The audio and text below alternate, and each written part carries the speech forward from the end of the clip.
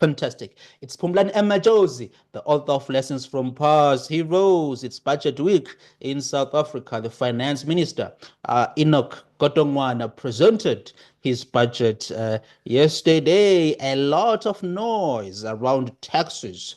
Is it the right decision to increase VAT? Many people have been opposed to that, politicians and the public in general. Jonathan Katzenellenbogen is with me right now to talk about the budget. Jonathan, how are you, sir? Well, thank you. And how are you? I'm great. You are a columnist Good to an see you. economics columnist for the Daily Friend. Am I correct? Yes, that's right. Not only economics. Not only economic, but also Not politics as well. Yes. And the budget is highly political. Of course, Yeah. being with the GNU. Yeah. Oh, yes, I see. Now, Jonathan, let's talk about the politics of this thing, right? You have political parties, including the DA. They have rejected this budget, right? They are saying they are totally opposed to the increase in the VAT that was announced by the by the finance minister, Mr. Godongwana, yesterday. The VAT will be hiked by 0.5% this year, and then another 0.5% again next year, making it a total increase of 1% from the current 15%. So that means in 2 years we'll be paying 16% in VAT.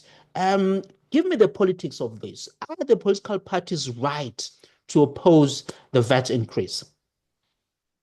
I think so. It's an anti-poor move. You can't see it any other way. Even with the exemptions, and there's a long list of exemptions, it's an anti-poor move. This is a consumption tax, and it's an anti-poor move. There's nothing wrong. I think VAT, in principle, is a good tax. It's good to tax consumption, but we've had severe cost of living increases in South Africa since COVID, and people are hurting. And I think this will hurt them more, and it'll push up the inflation rate further. So it's not a good idea. And I don't know how the ANC came up with the idea, or the Treasury rather. I think they needed to grab revenue, and they thought that grabbing revenue for the social relief of distress grant, which was brought in at the time of COVID to help with hardship. And because of the political difficulty of getting rid of it, they've just continued it. So what they've done is they initially proposed a 2 percentage point increase from VAT from 15 to 7%, all at one go in 1 year. Now he's come with a sort of compromise in an attempt to get other parties onto other members of the government of national unity onto his side. So it's as you said, a half percentage point increase this year and a half percentage point next year. But the DA has said no tax increases at all. And it's going to be very difficult for them politically now to backtrack on that because they'll be giving away too much. But interestingly, Gayton McKenzie, leader of the Patriotic Alliance, has said he will back this new proposed half percentage point increase in VAT over this year and another half percentage point next year.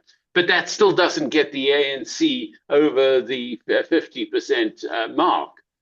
So it's going to be very difficult. And the EFF says it won't support it, and MK won't support it. They like making life difficult for the ANC, and it's bad politics for them. Here they would be supporting a tax it's not specifically certainly not aimed at, but it would certainly hurt them the most.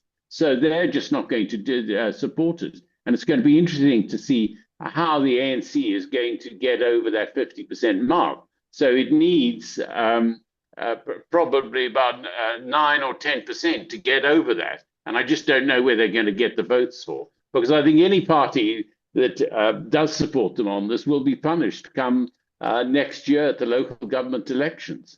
It's bad politics for them. And I don't know why they've chosen this battle. The DA says it's prepared to compromise and it's uncertain, but would they allow the dropping of the Basic Education Amendment Act, which they've been absolutely opposed to because it gives the right of the government to impose language policy on schools? Or would they give up entirely? Would the government give up national health insurance or something like that? Or the expropriation, or aspects of the Expropriation Act. So many of these things are up in the air.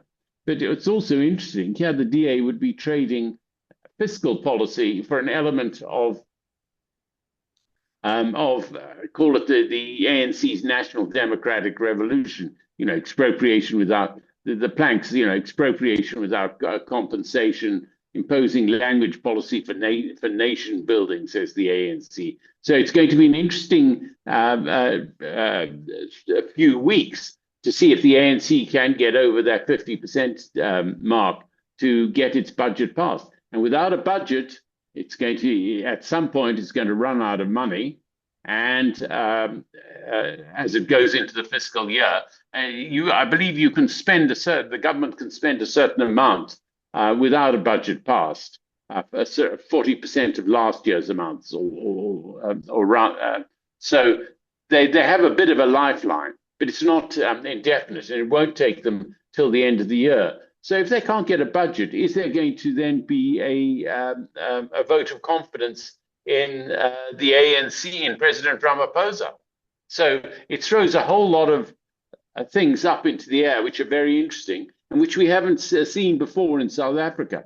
And it also shows that the partners of the GNU, the DA, and some of the other parties are now really asserting themselves. And it'll be interesting to see how far that goes. Yeah, it's very interesting times. Jonathan, you are saying this was a bad decision, right? VAT was a bad decision to pursue the VAT increase. What should have been done then? Because the government is desperate for money, it seems, Jonathan. And it's desperate because they don't have the money and they like to spend. In my observation, in this, with our budgets in South Africa, we we are led by people who don't want to pursue spending cuts aggressively, right? We don't have that culture of pursuing a spending government spending cuts aggressively. What should they have done instead of raising the VAT? I think they're in a bind. They're in a very tight position because it had, do they want? They can't raise personal income tax. We're already at very high levels, and they would have done more damage and eroded more confidence in the country. The tax base is very, very narrow. The personal income tax base is very narrow. They can't raise. I think raising corporate taxes, company tax, would have also damaged confidence and damaged investment, and companies can go elsewhere. So they're in a bind. They're in a bind. But and they can't borrow a great deal more. They don't want to put pressure on the markets because they don't want to widen the deficit. They'll be charged increasingly punitive interest rates if they go to the market with the sort of deficit of around about 5% of GDP, which is quite substantial for us. So that's a problem. We already have a great deal of debt already, and debt service is the second fastest growing category, and it's we spend about the same on debt service as we do on grants. And the largest category of spending is education. Then comes debt service. So it's debt service and grants are almost the same. But so they can't. They have to cut. They have to find places to cut. And this is, I think, what the DA wants to do, to force them to do, is to look at cuts. And we can go on to discuss cuts. But the area to cut would be clearly, there's a lot of stuff that is pure waste. Our cabinet is too large. The cabinet are too well paid and have too many perks. Top civil servants have too many perks. I see the Navy has just bought something like a fleet of very fancy German cars. This is unacceptable stuff, and a lot of savings across the board can be made. But there are two categories that could really be cut, and those are procurement. That is where big cuts could be made. We need to bring procurement under control, and that would involve first putting this online, ensuring far greater controls, making all contracts, putting them on the web, ensuring that the public can see them. So you have that element of public accountability, and ending preferential procurement for empowerment and other purposes. It just can't go on. It's too expensive. In certain instances, empowerment contracts are allowed to charge 15% or more above the basic rate that would the competitive rate that would be charged. It can't be afforded anymore. So I think that's one area, and then I think the civil service salaries have to be controlled.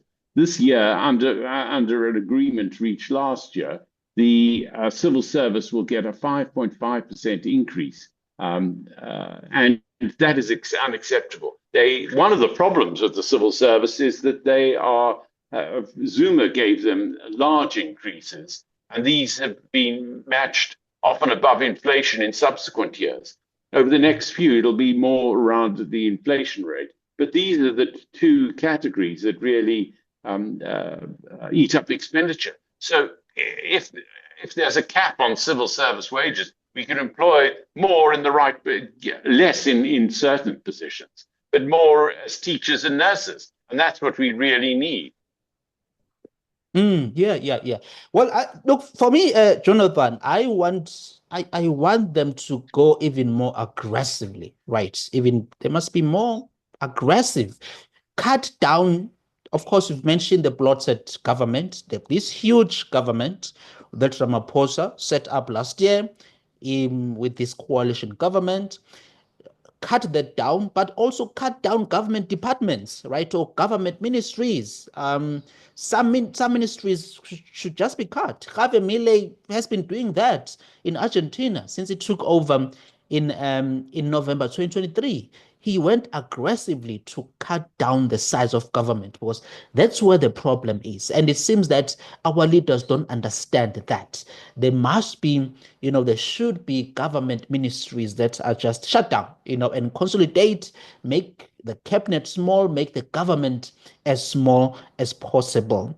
But I want to talk about I think that can I just say, I think that's a very good point about Milei and drawing him as an example. Because what's interesting is that the poverty rate in Argentina has dropped, although there have been these massive cuts in spending. But there haven't been cuts in the grant system in Argentina. They've just done it more efficiently. Many grants in Argentina are, I heard recently, paid through these agencies, and the agencies get the grant recipients to protest and come on the streets. But the these aid agencies, which are often private organizations and charities, are get more money with more grants. So it's self-serving. But now these grants are paid directly to grant recipients. And what he's done is significant. He's merged departments and scrapped departments. And he's had the success. I think he's reigniting confidence. And I think there's definitely scope, as you say, to merge and cut departments here. It has to be done at some stage, either through a crisis or through gradualism. It has to be done. Yeah. Let's talk about the debts, right? You've just mentioned the debt service costs that are very, very high for a country that is, developing like South Africa. Just above 20% of our government, revenues, are they going to this into the debt service costs. So the projections from a debt perspective, the minister says that it's going to be 76% debt to GDP ratio this year, and Yes. in the next 2 years it will be around 76, 75, around those lines, right? In those numbers. How do you see the debt? Because I was in a webinar recently, Jonathan, and I was one of the speakers, and then there was one economist as well. This economist said we shouldn't worry about. We are too obsessed with this thing of debt, you know. And some economists have said, well, or some people have said, look, you can accumulate debt, it's fine, so long as you spend that money you accumulate through debt wisely. In other words, if you accumulate debt to invest in yourselves, that is okay. How bad is debt? Is debt bad for the economy, for the people? Explain that to us. Well, as an emerging market, a growing, developing country, we're not the problem. If we were a growing, emerging market, and we had a fast growth rate, we could take on greater public debt. And as you say, if the government were indeed spending wisely on public infrastructure projects. Now, this year, public infrastructure projects are the whole category of economic development. But the government has gone for a major infrastructure push, which is necessary. But one worries, we're not going to get our bang for our buck because of the inefficient and wasteful procurement system, corruption, government projects might not have been chosen wisely. They might have not been assessed properly, and corruption might have come in and been behind much in the actual project selection process. So that is a problem. But we need it, and if we did it well, it would be a good thing to do. But we don't do it well, and we haven't done it well for a long, long time. So that is a major problem, and that means that if we don't get a return on these projects in economic growth, then they turn into a burden rather than a promoter of economic growth. That is the problem. And debt is with our growth rate. Our growth rate last year was only 0.6%, which is pathetic. We need far, far higher, at least 5% to make serious inroads into unemployment, and probably higher. So now the government has penciled in, says there was 0.8% in its budget documents, says there was 0.8% growth. But this we know is not true. It was 0.6%. Stats SA came out with this last week saying that 2024 was 0.6%. So there we are. So their projections are too high. And now they're expecting growth next year of 1.9%. There are big uncertainties on the international horizon and big uncertainties for South African growth. We're not going to see the private investment. And even if we do see the public investment, I don't think that we'll grow at this rate. I'm not the only one who says this. I'm really repeating a columnist. Last night I heard Davy Root on his latest projections. He says no way will they produce 1.9%, nearly 2% growth. So that's problematic. And so the lower the growth rate, the higher our debt to GDP ratio. So that's the problem. Debt becomes a problem when you just are not growing fast enough. And debt is growing far faster than GDP. It's very problematic. Yeah, it's good that you've touched on economic growth, because that was going to be my next sort of chat. When you look at, I was looking at the IMF projections for this year. even for last year as well, the numbers for last year and the projections for this year. South Africa is really, when you look at sub-Saharan Africa, we are an underperformer when it comes to economic growth. You have countries like even Nigeria that grow, at around 3% or upward and upward, and here we are stuck at 0.5%, 0.6%. It's very bad. But I mean, from a government perspective, what can be done to achieve, let's say, 4 or 5%? You've just mentioned 5%. What should be done to get there, Jonathan, in your view? I think they've got one is that they've got to. I'm repeating what the IMF and the rating agencies and everyone else says almost on an annual basis, and that is that they've got to loosen up the economy. They've got to let go of a whole lot of their assumptions. So, red tape is a problem in South Africa. All the agencies, the World Bank and others comment on this. You've got to make it a lot easier to employ people.